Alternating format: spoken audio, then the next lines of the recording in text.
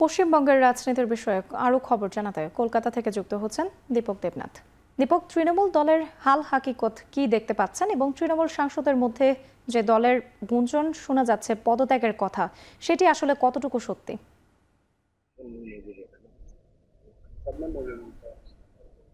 দেখুন, গত ৪ মে নির্বাচনে যেদিন ফলাফল বেরোলো সেদিনের পর থেকে কিন্তু যেদিন এই তৃণমূল দলটার পরাজয় ঘটলো, তারপরে আমরা দেখলাম যে একটা ভাঙন শুরু হয়েছে।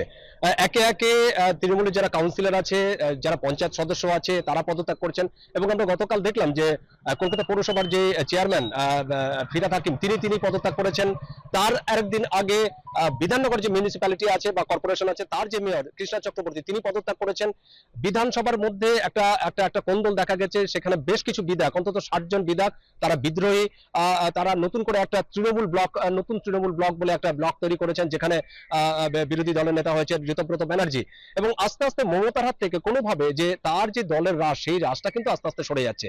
এবং দলের যারা বিধায়ক রয়েছেন বা নেতা নেত্রী রয়েছেন, যে সমস্ত বিদ্রোহী নেতারা রয়েছেন, তাদের যেটি বক্তব্য সেটি হচ্ছে যে এই মমতা ব্যানার্জি যিনি একটা সময় দল তৈরি করেছিলেন, সেই দলের রাশ আস্তে আস্তে তার হাত থেকে চলে গিয়ে অভিষেক ব্যানার্জির হাতে চলে যায়। এবং যার পর থেকেই তৃণমূলের ভাঙনটা শুরু।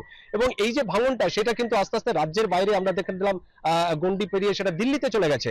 যেটা খবর যে এই যে তৃণমূলের যে সমস্ত সাংসদ আছে, অন্তত ৪১ জন সাংসদ আছে, তার মধ্যে ২৮ জন হচ্ছে লোকসভার সাংসদ, বাকি হচ্ছে রাজ্যসভার সাংসদ। এই যে সাংসদ আছে, অন্তত তার মধ্যে ১৩ জন, তারা কিন্তু আস্তে আস্তে বিজেপির সাথে একটা সখ্যতা রাখছে বা বিজেপির সঙ্গে একটা গোপন সম্পর্ক রাখছে, যেটা জল্পনা। সেটি হচ্ছে যে এই তৃণমূলের যে এই যে সাংসদ যারা ১৩ জন, তারা কোনো একটা সময়, বা আজ হোক বা কাল হোক বা ১ মাস পরে হোক, তারা কিন্তু বিজেপিতে যোগদান করতে পারেন, এরকম একটি জল্পনা। যদিও বিজেপির তরফ থেকে বলা হচ্ছে যে যে তৃণমূলের যে সমস্ত বিদ্রোহী নেতা নেত্রীরা আছে, বিশেষ করে সাংসদরা আছে, তাদের এই মুহূর্তে বিজেপির দলে কোনো স্থান নেই। যদিও তারা স্বীকার করেছেন যে তৃণমূলের যে সমস্ত সাংসদ রয়েছে, তারা তাদের সাথে যোগাযোগ রাখছেন, ফোন করছেন, সম্পর্ক রাখছেন, কিন্তু এই মুহূর্তে তৃণমূলের জন্য দরজা কিন্তু বন্ধ।